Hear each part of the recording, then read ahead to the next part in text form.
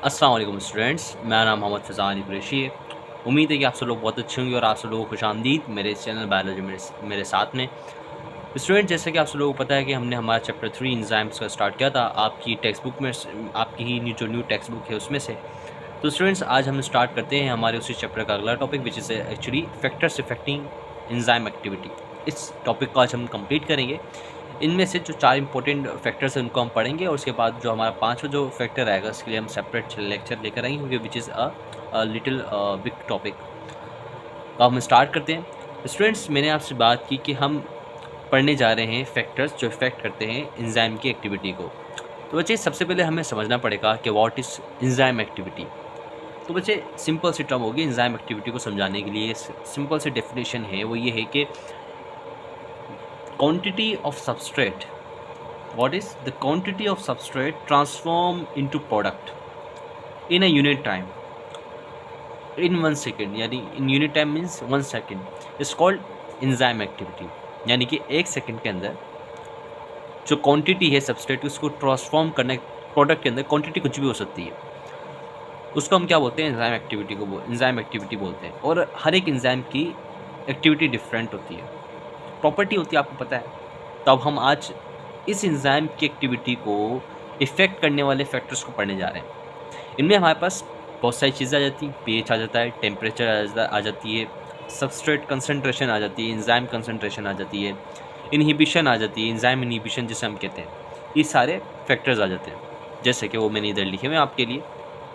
आप इधर इनको पढ़ सकते हैं कि temperature, effect of pH, enzyme concentration, substrate concentration और एंजाइम इनहिबिशन। ये 5 हमारे पास फैक्टर होते हैं, जिसमें से हम 4 पढ़ेंगे। 5वें का हमारे पास सेपरेट लेक्चर आएगा। तो बच्चों, हम स्टार्ट करते हैं सबसे पहले हमारे पहले फैक्टर से जो इफेक्ट करता है एंजाइम की activity, which is actually ours effect of temperature on enzyme activity. बच्चे, ये जो टेम्परेचर का जो इफेक्ट होता है वो एक्चुअली वेरी करता है, बहुत बड़ा इफेक्ट होता है टेम्परेचर का। तो अब इसको हम समझ लेते हैं। मैंने आपके लिए स्टेटमेंट्स लिखी हुई हैं बड़ी छोटे छोटे पॉइंट्स के अंदर, ताकि आप इसे ईजिली याद कर सकें। और सारे पॉइंट मैंने आपकी बुक से लिए, कुछ मैंने आसान करके लिखे ताकि आपको आसानी हो समझने में। आप जब ये लेक्चर जाएंगे और अपनी जब आप टेक्स्ट बुक खोलेंगे तो मुझे उम्मीद है कि आपको सारी बातें ईजिली समझ में आएगी। ये मेरी आपसे गारंटी है। आप ये करके चेक भी कर सकते हैं बच्चों। तो मैं आपसे कहूँ कि जितने भी केमिकल रिएक्शन होते हैं वो डिपेंड करते हैं मॉलिक्यूलर मोशन पे। और आपको पता है molecular motion sums time depends on the temperature, सही है, लेकिन फिक्स टेम्परेचर होना चाहिए। आपको पता है कि जितने भी एंजाइम होते हैं वो सारे एक ऑप्टिमम टेम्परेचर पे काम करते हैं। अब उस ऑप्टिमम टेम्परेचर से टेम्परेचर ज़्यादा हो या कम हो तो एंजाइम को एक्टिविटी के ऊपर इफेक्ट पड़ेगा बच्चों। वो मैं आपको आगे चल के बताता हूँ कि होता क्या है, इफेक्ट की सूरत के अंदर क्या एक्चुअली दिखता है हमें। तो बच्चों, ये इस बात को तो आपने याद रखना है, जो केमिकल रिएक्शन होता है मॉलिक्यूलर मोशन पे डिपेंड करता है। जितनी मॉलिक्यूलर मोशन होगी उतना ज़्यादा एंजाइम की एक्टिविटी होगी। तो इस बात को भी समझना ज़रूरी है कि एक सर्टेन लेवल के ऊपर टेम्परेचर रहना चाहिए जहाँ पे उसकी मॉलिक्यूलर मोशन रहे। ऐसा ना हो कि उसका खुद का स्ट्रक्चर डिस्ट्रॉय हो जाए। समझ रहे हैं ना आप बात बच्चों? अच्छा बच्चों, दूसरा पॉइंट हमें कहता है कि enzyme is sensitive toward temperature due to its proteinaceous nature. ये मैं आपको बता चुका हूँ कि अगर ज़्यादा टेम्परेचर बढ़ेगा तो बच्चों ये जो प्रोटीन नेचर है एंजाइम की डिस्ट्रॉय हो जाएगी। फ़ायदा फिर तो टेम्परेचर, फिर तो रिएक्शन कैरिड आउट को करेगा नहीं ना एंजाइम, आपको पूरा का पूरा रिएक्शन बीच में रुक जाएगा। इफेक्ट तो हम समझ चुके हैं, डीनेचर हो जाता है ज़्यादा टेम्परेचर पे। लेकिन कितने टेम्परेचर पे डीनेचर होता है ये बात नहीं समझे अभी तक हम। तो समझते हैं, हम आगे चलते हैं। तो स्टूडेंट्स, मैंने आपको बताया कि enzyme work maximally on temperature called optimum temperature. यानी कि एंजाइम जो सबसे अच्छा काम करते हैं, सबसे ज़्यादा काम करते हैं, वो एक टेम्परेचर पे काम करते हैं। उस टेम्परेचर को हम कहते हैं ऑप्टिमम टेम्परेचर। इस बात को आपने याद रखना है, इस टर्म को भी आपने याद रखना है। एमसीक्यूज़ में बहुत पूछा जाता है, बोर्ड्स के एमसीक्यूज़ में स्पेशली। अच्छा, बिलो और अबव दिस टेम्परेचर यानी कि optimum temperature enzyme activity effects, enzyme की जो एक्टिविटी होती है वो 100% इफेक्ट करती है अगर वो ऑप्टिमम टेम्परेचर से कम हो या ज़्यादा हो। अच्छा, अभी ऑप्टिमम टेम्परेचर क्या है भाई? देखिए, the optimum temperature of enzymes can vary accordingly to species. देखिए, अभी जो ऑप्टिमम टेम्परेचर तो मैं आपको बताता हूँ, लेकिन ये हर एक स्पीशी का डिफरेंट होता है। ह्यूमंस का डिफरेंट होगा, इसी तरीके से मैं बात कर लूँ काउस का डिफरेंट होगा, लेकिन रिलेटिवली प्लांट्स का भी डिफरेंट होगा। अगर जो प्लांट्स के अंदर जो एंजाइम काम कर रहे हैं उनका भी डिफरेंट होगा। इन बैक्टीरिया के अंदर कुछ ऐसे एंजाइम होते हैं जो हाई टेम्परेचर पे भी काम करते हैं, वो भी मैं अभी आपको बताऊँ कौन से बैक्टीरिया में काम करते हैं। एंड तक बने रहिए बच्चों। अच्छा, ये बात भी अब हमें पता चल गई कि हर एक एंजाइम की अलग अलग ऑप्टिमम टेम्परेचर होती है। लेकिन अगर हम इंसानों की बात कर लें बच्चों, तो वो क्या होती है? देखिए, in humans the optimum temperature is 37। At this temperature enzyme work maximally. इसी टेम्परेचर पे एंजाइम बहुत अच्छा काम करते हैं। इस बात को भी आपने याद रखना है। देखिए, अगर टेम्परेचर 100 सेल्सियस हो जाए तो जितने भी एंजाइम होते हैं वो कंप्लीटली डीनेचर्ड हो जाते हैं, यानी ये बिल्कुल ही खत्म हो जाते हैं। यानी कि उनका जो क्वाटनरी और टर्शरी जो स्ट्रक्चर होता है, क्योंकि हमें पता है एंजाइम प्रोटीन के ही बने हुए हैं, तो वो भी, और वो जो टर्शरी क्वाटनरी स्ट्रक्चर वो किसका बना हुआ है? हमारे पॉलीपेप्टाइड चेन, जिसके अंदर हमारे पास क्या आ जाती हैं, अमीनो एसिड्स आ जाते हैं, वो सारा डिस्ट्रॉय हो जाता है, अलग अलग हो जाता है वो सारा स्ट्रक्चर। अगर यही टेम्परेचर हमारा ज़ीरो हो जाए तो फिर क्या होगा बच्चों? एंजाइम की जो नेचर है, वो एंजाइम डीनेचर तो नहीं होगा, लेकिन एंजाइम की एक्टिविटी क्या हो जाएगी? रिड्यूस हो जाएगी, बहुत ज़ीरो, ख़त्म, बिल्कुल ही ना होने के बराबर हो जाएगी। समझे ये बात? लेकिन वो डीनेचर नहीं होगा, लो टेम्परेचर। तो इससे हमें पता चलता है कि एंजाइम के लिए ज़्यादा टेम्परेचर हार्मफुल है, लो टेम्परेचर हार्मफुल नहीं है, बस वो एक्टिविटी कम कर देता है। तो हाँ, एंजाइम एक्टिवेशन के लिए तो खतरनाक बात है ये भी, सही है, लेकिन ज़्यादा खतरनाक बात नहीं है जितनी ज़्यादा टेम्परेचर से हो रही है। इस बात को भी आपने समझना है। तो बच्चों, जो मोस्ट ऑफ एंजाइम जो काम करते हैं हायर ऑर्गेनिज्म के अंदर, उनका जो टेम्परेचर की जो रेंज होती है ना, हम हायर ऑर्गेनिजम्स की बात करें, इसमें हमारे पास सारे ऑर्गेनिजम्स आ जाते हैं एक्चुअली। उनमें जो रेंज होती है वो होती है 25 से लेके 42 से लेके 25 से लेके 2042 तक काम करते हैं। ये रेंज एक्चुअली उनके ऑप्टिमम टेम्परेचर की, तो आपने ये भी याद रखना है। इसी तरीके से मैंने एक नाम रखा है कि सम बैक्टीरिया कॉल, जिनको हम थर्मोफिलिक बैक्टीरिया कहते हैं। क्या बोलते हैं? जिनको हम थर्मोफिलिक बैक्टीरिया बोलते हैं बच्चों। तो डेड बैक्टीरिया इज इनकी जो, इन बैक्टीरिया का जो ऑप्टिमम टेम्परेचर होता है वो होता है 17 सेल्सियस, 70 सेल्सियस एक्चुअली। समझ रहे हैं आप बात? ये भी आपने याद रखनी है, ये भी आपने याद रखनी है, ये बात भी आपने याद रखनी है, क्योंकि सारी एमसीक्यूज में भी पूछी जाती है और आपसे ऐसे शॉर्ट क्वेश्चन में भी पूछी जा सकती है। तो बच्चों, यहाँ पे हमारा टेम्परेचर इफेक्ट होता है ख़त्म। अब हम बढ़ते हैं आगे।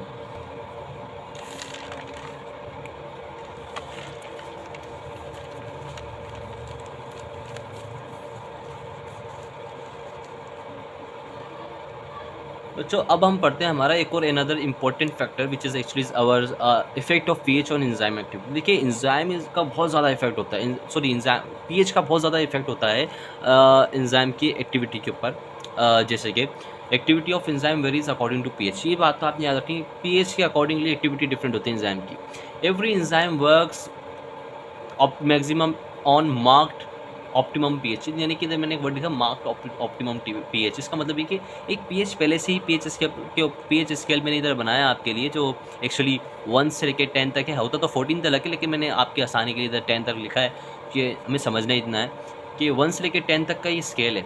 इधर मार्क्ड हुई है हर एक एंजाइम की एक्टिविटी।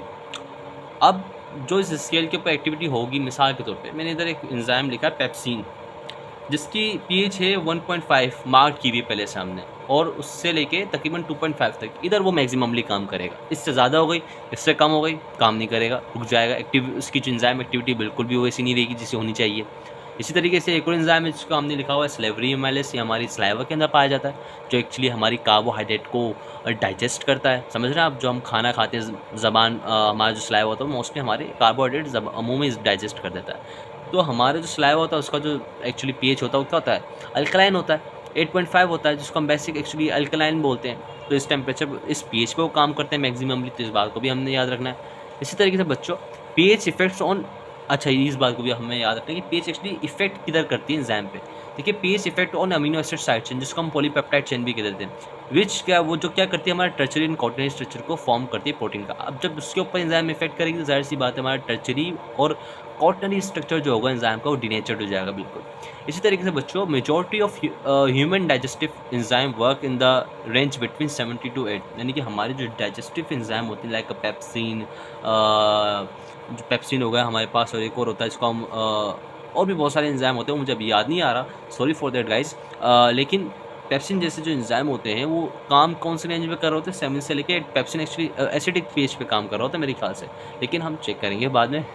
तो हम इसी तरीके से बच्चों, हमने अब इफ़ेक्ट तो अब हमने पढ़ लिया, और मैंने आपको चार्ट भी बताया कि हर एक पीएच लेवल के ऊपर जो एक पीएच मार्क की हुई उसके ऊपर हर एक एंजाइम की डिफरेंट एक्टिविटी होती है। तो ये आप देख सकते हैं, इनको आपने याद रखना है, इसलिए आपसे पूछी जा सकती है पीएच, ये आपने रिमेंबर करके रखनी है, आप सर रट्टा भी लगा सकते हैं बच्चों। इसी तरीके से अगर हम बात करते हैं एंजाइम कंसंट्रेशन की, कंसंट्रेशन के अंदर मतलब ये है कि एंजाइम की मिकदार क्या है, एंजाइम की मिकदार क्या है, एंजाइम की मिकदार का क्या फ़र्क होगा एंजाइम की एक्टिविटी के ऊपर, एंजाइम की क्वांटिटी का क्या फ़र्क होगा।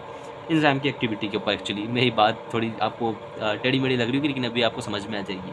देखिए, जो एंजाइम की जो एक्टिविटी होती है वो availability of substrate and enzyme molecule के ऊपर डिपेंड करती है।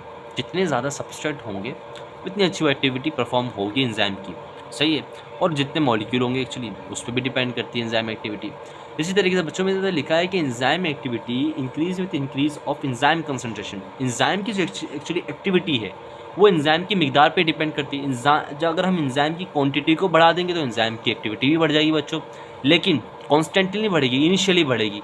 उसके बाद फिर सम टाइम के बाद वो कांस्टेंट हो जाएगी। क्या हो जाएगी? कांस्टेंट हो जाएगी, क्योंकि इक्विलिब्रियम आ जाना है। देखिए, इक्विलिब्रियम की तो इधर हम बात नहीं करते, लेकिन हम इधर बात करते हैं कि एक वक्त के बाद वो कांस्टेंट हो जाएगी। ये थोड़ा सा इफेक्ट होता है किसका? कंसंट्रेशन का, जिसको हम एंजाइम कंसंट्रेशन बोल देते हैं। ये आपने टर्म को, इस पूरी आपने सेंटेंस को याद रखना है और इसको भी आपने याद रखना है। मैंने आपके लिए बहुत छोटा करके पेश किया है, वैसे टॉपिक बहुत बड़ा है ये, लेकिन आपकी बुक ने भी इसे छोटा ही लिखा, तो मैंने भी आपको छोटा करके ही बताना है इसे। तो स्टूडेंट्स, हम आगे बढ़ते हैं। इसके बाद जो हम बात करने वाले हैं वो एक्चुअली हमारी होगी सबस्ट्रेट कंसंट्रेशन के, वो विच is actually a important factor of enzyme activity. तो हम उसे भी पढ़ते हैं बच्चों। सबस्ट्रेट कंसंट्रेशन जो होती है ना, ये भी एक इंपॉर्टेंट पार्ट है। इसमें क्या होता है कि if enzyme concentration remain constant, enzyme की जो अभी हम कंसंट्रेशन पढ़ के आए हैं अगर कांस्टेंट रहती है, the rate of reaction increase with increase in the substrate concentration. अब क्या होता है कि अगर हम एंजाइम की क्वांटिटी को कांस्टेंट कर दें तो जो रेट ऑफ रिएक्शन होगा ना, यानी कि टाइम ऑफ रिएक्शन इंक्रीज होगा। रेट ऑफ रिएक्शन क्या होगा? यानी कि स्पीड ऑफ रिएक्शन कह सकते हैं हम, टाइम नहीं कहेंगे, speed of reaction increase with an increase in the substrate concentration. कि हम जैसे ही सबस्ट्रेट की मिकदार डालेंगे तो एंजाइम का जो स्पीड ओवर रिएक्शन की वो भी तेज़ हो जाएगी। समझ रहे हैं आप बात? तो क्योंकि आपने ये, इन्होंने एक वो बना दी, क्या बोलते हैं हम, एक कंडीशन बना दी है इस कंडीशन में। लेकिन इधर बात आ जाती है बट क्या आ जाती है? वो बड़ा सा जो बट है उसको हम समझना ज़रूरी है कि अगर हमने सबस्ट्रेट की कंसंट्रेशन ज़्यादा कर दी तो वो ज़्यादा कंसंट्रेशन क्या करती है? एग्जर्ट करती है रिटार्डिंग इफेक्ट्स। रिटार्डिंग इफेक्ट्स हम ऐसे भी कह सकते हैं ब्रेकिंग इफेक्ट्स। वो ब्रेक कर देती है, यानी कि रोक देती है एंजाइम की एक्टिविटी को। इधर आपने बात को याद रखना है कि रिटार्डिंग इफेक्ट कॉज करती है एंजाइम की एक्टिविटी के ऊपर, सॉरी एंजाइम एक्शन के ऊपर। अब वो क्यों करती है? उसके रीजंस दो होते हैं। क्या रीज़न होते हैं इसका भी समझना बहुत ज़्यादा ज़रूरी है बच्चों। इसको समझेंगे तो आपके क्रिस्टल क्लियर हो जाएगा पूरा का पूरा कॉन्सेप्ट। क्या एक्चुअली सबस्ट्रेट कंसंट्रेशन क्या होती है, एंजाइम कंसंट्रेशन क्या होती है। बहुत सारे बच्चे तो इसमें अटके रहते हैं, लेकिन आज आपकी बात में बिल्कुल क्लियर करके जाऊँगा कि अगर हायर क्वान्टिटी ऑफ सबस्ट्रेट हो जाए, एंजाइम से ज़्यादा हो जाए, किससे ज़्यादा हो जाए? एंजाइम से ज़्यादा हो जाए, एक तो ये भी रीज़न है। क्या रीज़न है? एक तो ये भी रीज़न है कि रिटार्डिंग इफेक्ट पड़ेगा एंजाइम की एक्टिवेशन पे। क्या क्या हमने सबस्ट्रेट की कंसंट्रेशन को एंजाइम से भी ज़्यादा कर दिया, बहुत ज़्यादा कर दिया, एक्सट्रीम लेवल पे ले गए। और दूसरा जो है ना, उसको मुझे आपको समझाना पड़ेगा। दूसरा रीज़न होता है कि अक्यूमुलेशन ऑफ एंड प्रोडक्ट। कि जो एंड प्रोडक्ट है ना, जो प्रोडक्ट बन रही है एंजाइम के साथ, प्रोडक्ट के साथ साथ जो बन रही है उसकी भी अक्यूमुलेशन हो रही हो। एक तो प्रोडक्ट यूज़ हो जाए जो बन रही है, लेकिन अब वो अक्यूमुलेट हो रही है। क्यों अक्यूमुलेट हो रही है? एक तो आपने एक्टिवेशन एनर्जी, आपने तो एक तो एक्टिवेशन एनर्जी ज़्यादा कर दी। जब एक्टिवेशन एनर्जी इफेक्ट ही नहीं हो रही, सॉरी एंजाइम एक्शन जो है वो ज़्यादा हो गया। जब वो ज़्यादा हो गया, स्पीड ऑफ रिएक्शन ज़्यादा होगा, तो जाहिर सी बात है प्रोडक्ट भी ज़्यादा बन रही होगी बच्चों। जब प्रोडक्ट ज़्यादा बनेंगी तो वो क्या करती हैं? वो ऑक्यूपाई करना शुरू कर देती हैं किसको? एंजाइम के एक्टिव साइट को। जब एंजाइम की एक्टिव साइट को ऑक्यूपाई करती तब भी एंजाइम की जो एक्शन होता है, एंजाइम की जो एंजाइम की एक्टिविटी, तब भी वो क्या होती है? इफेक्ट होती है। क्यों? क्योंकि अब सबस्ट्रेट तो कम पड़ रहे हैं, क्योंकि आपने ज़्यादा प्रोडक्ट डाल दिए हैं। तो ये अब वो एक्यूमुलेट हो रहे हैं किधर आके? एंजाइम की एक्टिव साइट पे आके। तो ये भी एक रीज़न होता है कि आप ज़्यादा सबस्ट्रेट तो डाल लें, आपने एक्टिवेशन एनर्जी तो ज़्यादा करती है, लेकिन आपने एक्यूमुलेशन ऑफ प्रोडक्ट का ख्याल नहीं रखा। तो एक ये भी रीज़न होता है। अगर स्टूडेंट्स आपको आज का भी लेक्चर पसंद आया, वैसे पसंद आया तो काइंडली मुझे रिव्यू ज़रूर दिया करो कि अच्छा लगे सर, तो मैं आपको और भी मज़ा आएगा, क्योंकि मैं आपके लिए मेहनत करके बनाता हूँ। और यार, हम मिलते हैं हमारे अगले लेक्चर के अंदर। तब तक आप पढ़ते रहिए, मोटिवेट रहिए। हम लेकर आएंगे आपके लिए एक और अच्छे से लेक्चर। तो और ये जो नोट्स हैं मैं आपको इंशाल्लाह प्रोवाइड कर दूँगा। अब ये लेक्चर का हमारा सिर्फ, इसके बाद हमारा सिर्फ एक लेक्चर रहेगा। इसके बाद मैं आपको एक सेपरेट सा लेक्चर के अंदर इसका लिंक प्रोवाइड कर दूँगा, तो आप वहाँ से इसे डाउनलोड कर लीजिएगा। तो हम मिलते हैं हमारे अगले लेक्चर में। तब तक आप पढ़ते रहिए, मोटिवेट रहिए। अल्लाह हाफिज़।